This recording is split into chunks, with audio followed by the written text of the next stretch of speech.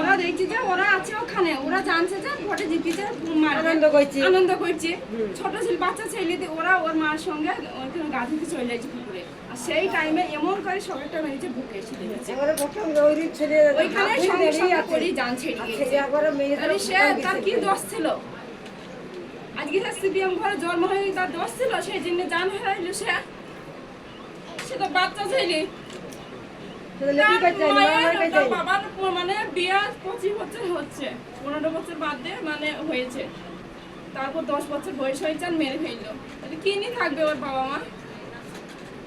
যারা করেছে ওদেরকে ফাঁসি দিতে হবে, তবে দেশ শান্তি হবে, শান্তি হবে না। ওরা বেঁচে থাকলে আরো মায়ের বুক খালি হবে।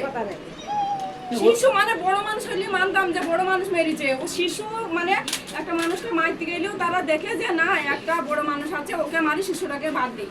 কিন্তু তারা শিশু মেরেছে, তাই তারা বড় মানুষ মারতে কত ভুল। আর ওরা কারা? ওরা ওই তো তৃণমূলের।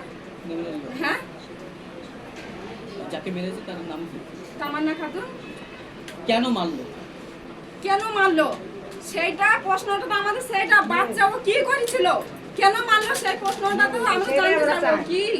কি করেছিল বাচ্চাটা? ওর সঙ্গে তো কোনো দুশ্মনী নাই কারো। আমার দুটো বাচ্চা এখানে থাকে, দুইজনের বাইরে পড়ে থাকে, বাড়িতে থাকে না। ঈদের আগের দিন বাড়ি এসছে, আবার আমার কাকা চলে গেছে, আমার বাবা যে কানকে যেত। তাহলে কি দোষ করেছিল তারা?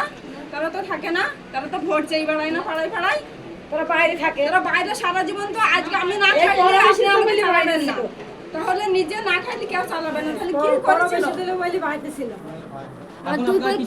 আমরা ফাঁসি চাই, ওরা ফাঁসি হলে দেশ সবাই শান্তি পাবে।